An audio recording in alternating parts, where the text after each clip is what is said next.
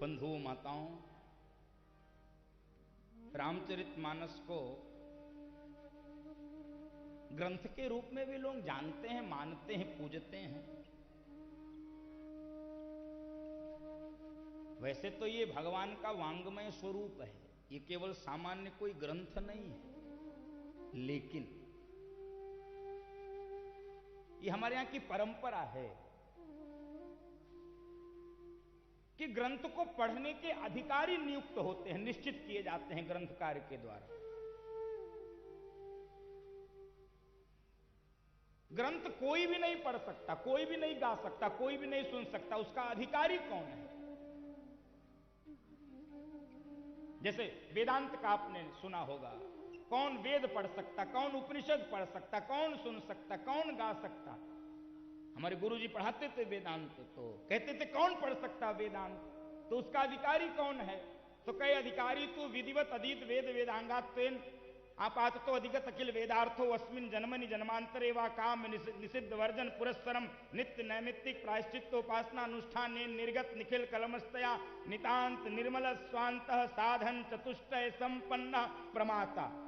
इतना लंबा चौड़ा लक्षण है। कौन सुन सकता है वेदांत, कौन पढ़ सकता है?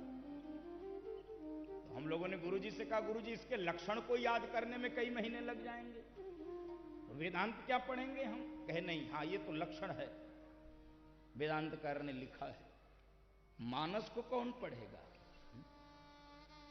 राम कथा का कौन अधिकारी है? रामचरितमानस को पढ़ने का, गाने का, सुनने का कौन अधिकारी है? गोस्वामी जी ने भी मानस को पढ़ने के अधिकारी के लक्षण बताए हैं। कौन गाएगा?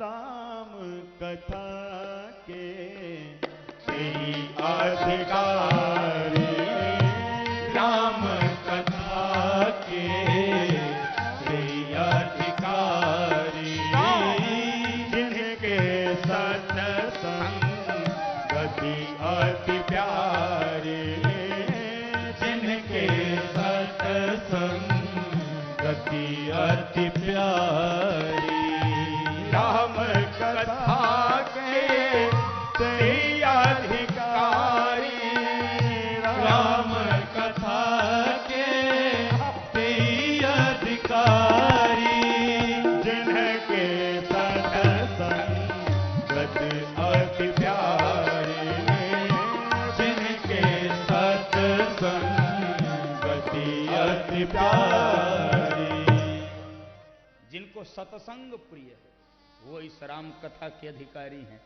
इसलिए बंधुओं माताओं, हम सब राम कथा सुनने के, राम कथा गाने के अधिकारी हैं। आज कथा का प्रथम दिवस है। एक विशेष निवेदन करूं, राम कथा सुनने का निवेदन जरूर होता है। राम कथा सुनिए। आपको निमंत्रण पत्र मिलता है तो उसमें लिखा रहता है, आइए, श्रवण करिए, पधारिए, सपरिवार आइए, इष्ट मित्रों के साथ आइए। लेकिन राम कथा सुनिए, सुनने का निवेदन होता है। बंधुओं माताओं, एक निवेदन में जोड़ रहा हूं, जरा ध्यान से आप इस पर जरा विचार करिए। सुनने का निवेदन है, सुनिए। एक निवेदन मैं अपनी तरफ से जोड़ रहा हूं।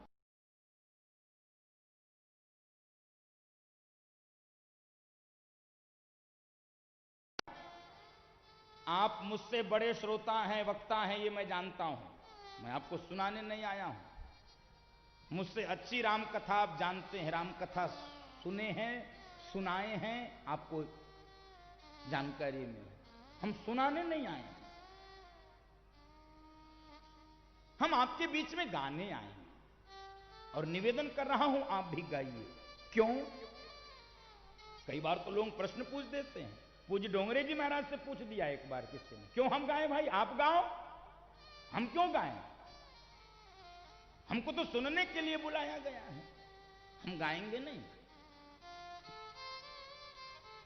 बंधुओं माताओं, मैं गाने का निवेदन क्यों कर रहा हूं जानते हो? ये विज्ञान का युग है।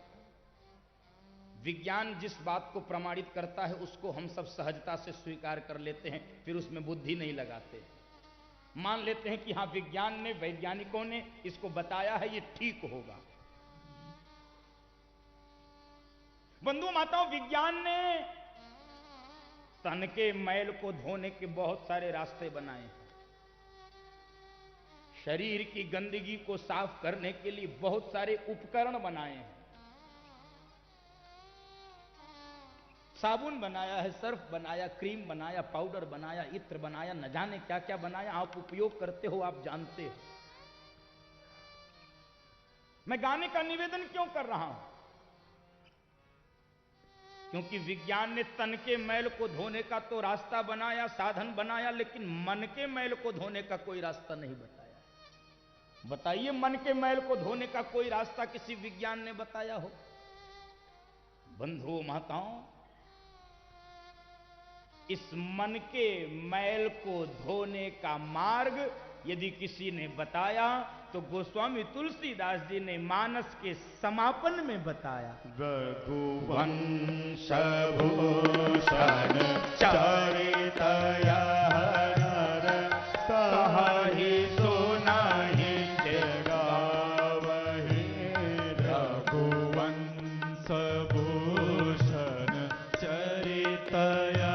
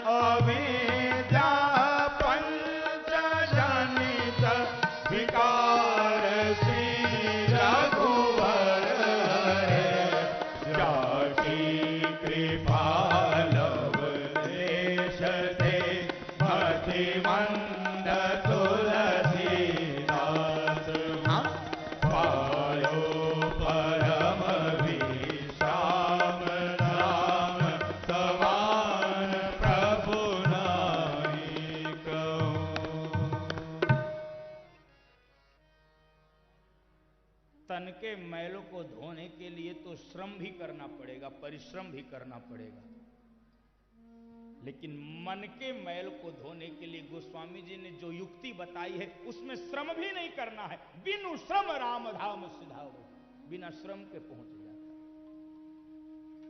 इन्हीं मानस की चौपाइयों के गायन से, इन्हीं के श्रवण से रघुवंश भूषण चरित कहां ही सुनही जे गावही, इसलिए निवेदन कर रहा हूं। इसको हम सब गाएंगे।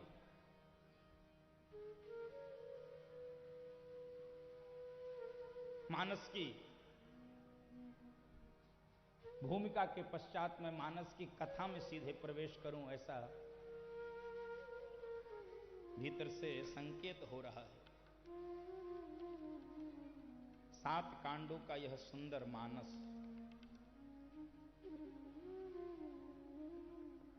और ये 7 कांड मानो भगवान के मुख के सुंदर 7 अंग हैं। ये मानस भगवान का मुख कमल है और 7 कांड उस मुख कमल के 7 छिद्र हैं। 7 छिद्र होते हैं मुख में, 2 आंख, 2 कान, नासिका के 2 छिद्र, 1 मुख।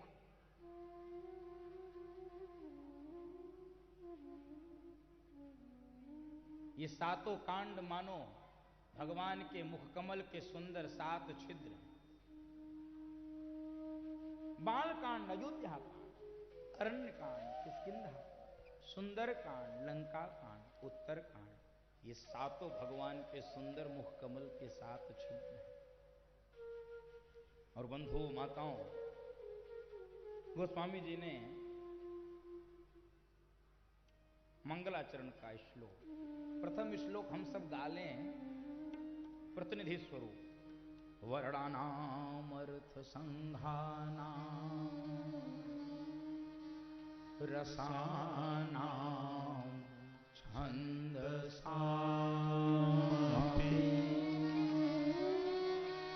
मंगलानां च कर्तारौ वन्दे वाणी विनायको।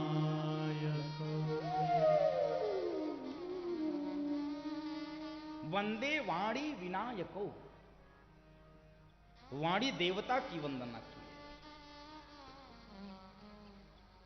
संस्कृत में देवी और देवता के लिए, दोनों के लिए देवता शब्द प्रयोग होता है। वाणी देवता की वंदना की, गणेश भगवान की वंदना की है।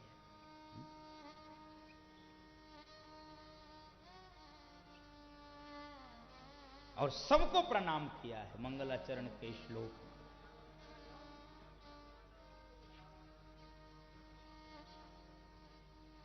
और बंधुओं माताओं, हम जिनको नहीं प्रणाम करते हैं, गोस्वामी जी ने उनको भी प्रणाम किया। हम कई बार उनको प्रणाम नहीं करते हैं, लेकिन गोस्वामी जी ये मंगलाचरण के इस प्रसंग से हम सबको सूत्र दे रहे हैं। किसको प्रणाम हम नहीं करते हैं? हम दुष्टों को प्रणाम नहीं करते हैं। बाबा ने दुष्टों को भी प्रणाम। वंदौ संत असजन चरणा। लेकिन उन दोनों के बीच में जितना सुंदर अंतर गोस्वामी जी ने बताया है, ऐसा अभी तक अंतर भेद करने को आपको कभी मिलेगा नहीं। संत और असंत में, सज्जन में असज्जन में, साधु में दुष्ट में क्या भेद है, क्या अंतर है? उस अंतर की चर्चा तो हम हमेशा करते हैं, उस अंतर को पकड़ नहीं पाते। हम कहते तो हैं, व्यवहारिक रूप में उसकी चर्चा करते हैं। दुष्ट और साधु का अंतर बहुत सुंदर, एक ही लक्षण में मिलत एक दुख दारुण दे, मिलत एक दुख दारुण दे, बिछुड़त एक प्राण हर ले, बिछुड़त एक प्राण हर ले, मिलत एक दुख दारुण दे, मिलत एक दुख दारुण दे, बिछुड़त एक प्राण हर ले, बिछुड़त एक प्राण हर ले। बिछुरत एक प्राण हर ली। एक के मिलने से अपार कष्ट होता है, एक के बिछुड़ने से अपार कष्ट होता है। अब कौन किसका लक्षण है आप अंतर कर चुके हो। सबको प्रणाम किया गोस्वामी जी।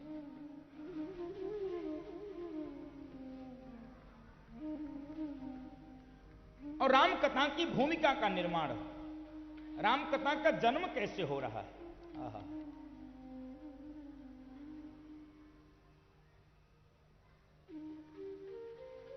हमारे मन में जो प्रश्न उठता है बार बार, उसका समाधान इस प्रसंग में है। राम कथा सुनने की क्या आवश्यकता है? राम कथा को बार बार क्यों सुने, क्यों गाएं? इस प्रसंग में गोस्वामी जी उसका उत्तर दे रहे हैं। त्रेता युग, एक ही काल में समानांतर दो घटनाएं चल रही हैं। बंधुओं माताओं दर्शन करना, काल एक, घटनाएं दो। त्रेता युग भगवान शंकर कैलाश में विचार कर रहे हैं कि राम कथा सुनी जाए। राम कथा का स्वयं रचयिता आज राम कथा सुनने का विचार बना रहा है। बंधु माताओं, राम कथा की महिमा सूत्र समझिए। राम कथा का स्वयं रचयिता, स्वयं निर्माता, राम कथा जिसके कारण प्रकट हुई, आज वो भगवान शंकर स्वयं विचार बना रहा। और विचार नहीं, एक बार त्रेता युग माही, एक बार त्रेता युग माही, शंभु गए कुंभज सिपाही, शंभु गए कुंभज सिपाही, संग सदे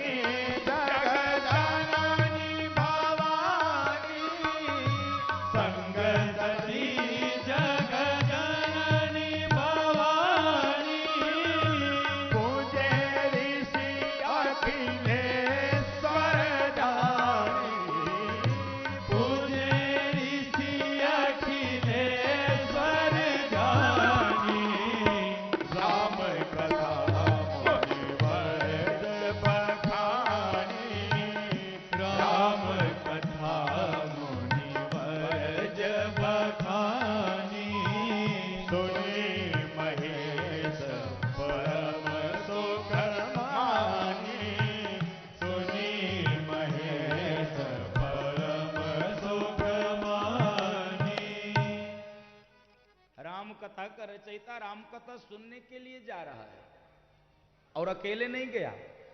बंधु माताओं, अकेले जा सकते थे, इच्छा उनकी हुई, लेकिन कहे नहीं, अकेले नहीं, संग सती।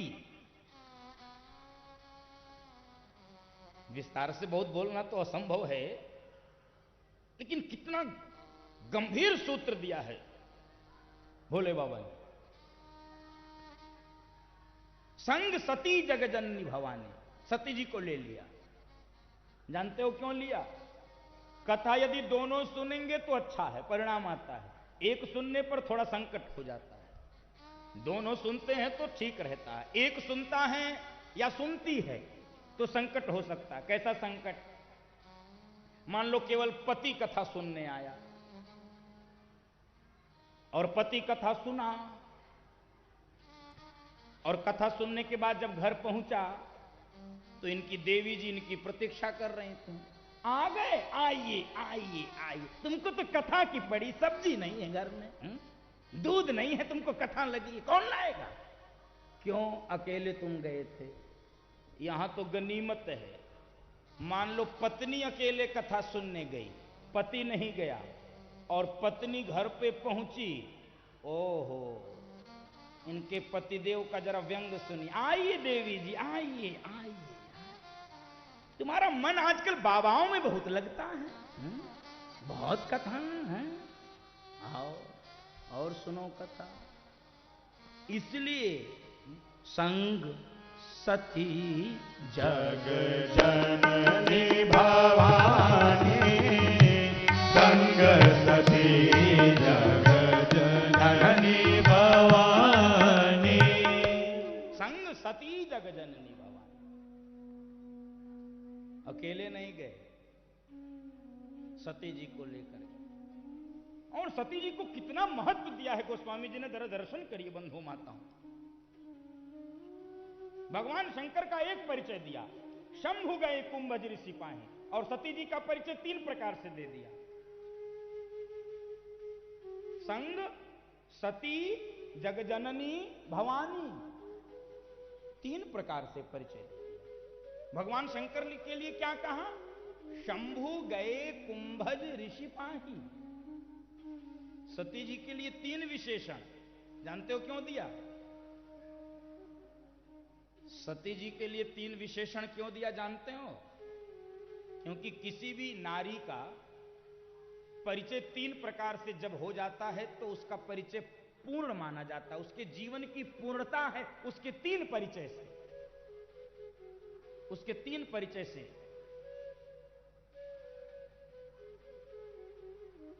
देखो,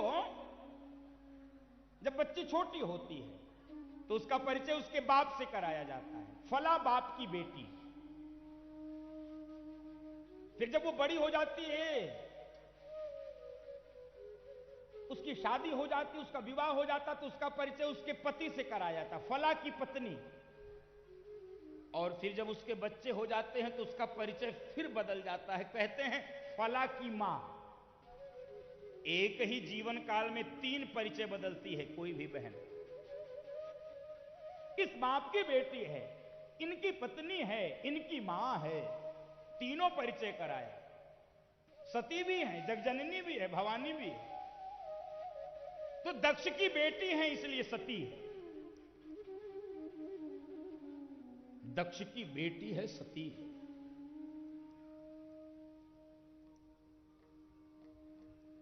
और भगवान शंकर की पत्नी है तो भवानी है।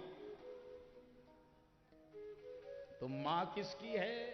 गोस्वामी जी ने कहा किसी एक की मां नहीं है, सारे संसार की मां है, इसलिए जग जननी है वो, जग जननी भवानी है, वो सारे संसार की मां है। तीनों परिचय का संग सती जग जननी भवानी, संग सती जग जननी भवानी। अब देखो, भगवान शंकर गए सुनने। इस संसार में सबसे कठिन काम है सुनना, सुनाना सबसे आसान है। सबसे कठिन काम इस संसार में सुनना है बंधुओं माताओं। कोई किसी की सुनना नहीं चाहता है।